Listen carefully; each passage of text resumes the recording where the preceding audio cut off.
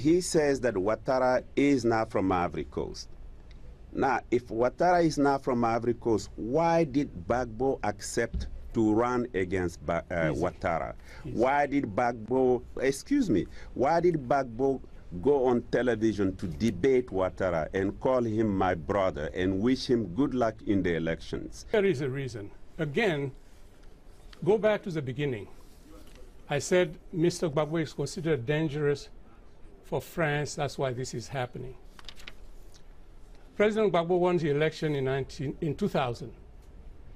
2 years later, before he implemented his program, the French had trained rebels in Burkina Faso to overthrow the regime. This is how this whole mess started. Now, fast forward, the reason that the rebellion arose was they said they wanted Ouattara to be president of Ivory Coast. The coup d'etat failed, it turned into a rebellion. That's when, and this responds to Professor Diawara's question, this is when President Gbagbo went on national television and he said the reason that we are being destabilized is because in 2000 the Supreme Court refused for Ouattara to be candidate because he's not Ivorian. Article 48 of the Ivory Coast Constitution gives me special powers in consultation with the Supreme Court to make this kind of decision. I am deciding that he should be allowed to run in order for us to have peace. He has made a lot of concession, and the answer is he did it for peace. He did it for peace. But having allowed Mr. Ouattara to run does not suppose that if he commits massive fraud, one should let him be president. Why is it? Why is it that if he's so popular, when he says to the people, go in the street and demonstrate, they don't. When he says strike, they don't. But the armed forces are behind Gbagbo, the young people are behind Gbagbo, the population is behind Gbagbo. You would have thought that with what's happening in Egypt, North Africa, that if people really did not want Gbagbo, they'd be in the street, especially since they have the UN there. Well, considering that, I'll get Professor Diawara, considering that the situation with the United Nations and the African Union, let me ask you to answer an email that came from the United Kingdom, from Fiaz Yunus in Birmingham, who wrote in saying, what is the African Union doing about the situation? Wasn't the AU supposed to be pressuring Gbagbo to step down? And I wonder, in your opinion, what clout the African Union has in this situation? You know, Ivory Coast is, Mr. Dogu is absolutely right. It's a very wealthy country. It has been a very welcoming country in the region, so that you have more than, you have several Ghanaians, several Malians, several Nigerians, several Guineans, Senegalese, Burkina Faso. So soon after the election, Gbagbo's people began to say, if this does not resolve in our favor, your population will be in danger in Ivory Coast. This is why Ghana cannot say a word. All the neighboring countries are watching, but they cannot make a... Burkina is silent, Mali is silent. All these countries have to be silent because the people from the population from their countries are in Ivory Coast. Okay. That's what. All right. Professor, I'll get back to you in a second. I want to get Mr. Dogu in just a second, but I also want to get Peter on the line from Virginia to join us with a question or comment. Go ahead, Peter. Okay. Thank you very much.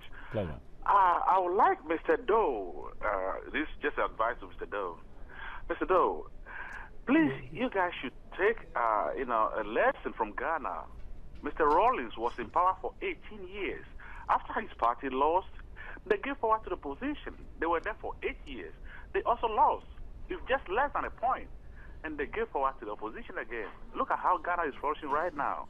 Please, give Ivory Coast a chance. Okay, Mr. Dogu, the response from our viewer that Peter is saying that, look, we've seen in other countries the change of leadership often allows a country to flourish. Again, this bears repeating. Since we began this program, nobody has told you that constitutionally something was wrong with the result. They haven't told you that the Constitutional Council is not empowered to announce the result. There is nothing like that.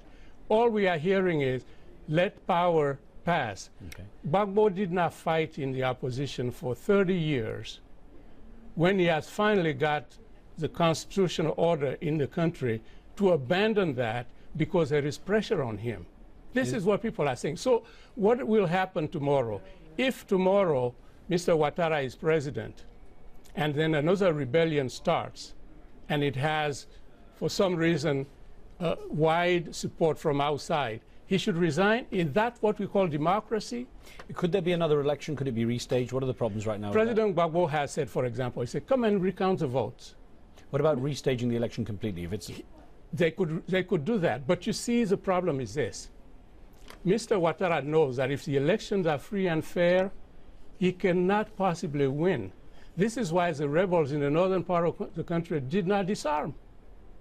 Imagine a polling station where there are supposed to be 2 representatives for each candidate voting, that you go there and the incumbent has 0 votes. You have voting stations in the north where there were more votes for Ouattara than there were people registered to vote. This goes on and on. Earlier somebody mentioned the African Union. They were eager to go in, some of them even to remove Gbagbo. But when they go and they're presented with the evidence, it's overwhelming. okay? They are forced to retreat. Well, Professor Diawara, let me ask you this, apart from listening to what Mr. Doorgie has to say and responding to that, let me ask you what the situation goes as far as the rebels fighting now, because Mr. Ouattara has apparently distanced himself somewhat from the rebels. So who's driving the conflict right now? Who's dwell in contradictions? Gbagbo was the president of Ivory Coast. It means that Gbagbo controls the country. Gbagbo authorizes the elections. For Gbagbo to say, or somebody, a supporter of Gbagbo to say, if the elections were fair or were transparent, it's an indication that Gbagbo must be incompetent already if he can make sure that the elections are fair and transparent in his own country where he is the president. Okay. This is one problem. He also said that the constitutional question was not addressed. Nobody addressed it. I addressed it when we first began talking. Gbagbo's people on national television tore up the election result in front Professor? of everybody. And Professor, yes. yeah, I'm sorry, I'm going to give you 30 seconds, Mr. Doorgie, before the end of the show, just to respond to that. The idea that the document was torn up and... Oh, that was very easy. There had been no consensus reached. In fact, the fellow brandished that for the same reason that the Constitutional Council announced the result after the delay and so on, because they knew that once they announced it, no matter how fraudulently, the international community would run with it. That's why the guy did that. Well, unfortunately, Mr. Doorgie and Professor Diawara, we're out of time, but I thank you very much for joining us with your comments there. Thank you very much. Thank you for having us, and Thank you. thank you, Mr. Okay. Doorgie. Nice meeting you. Gentlemen, I have to thank our viewers also for being with us with their questions. Now, remember, you can watch a podcast of the show on iTunes. Today, we're featuring our conversation with Muslim commentator Sheikh Hamza Yusuf on the controversial congressional hearings investigating claims of radicalization of American Muslims.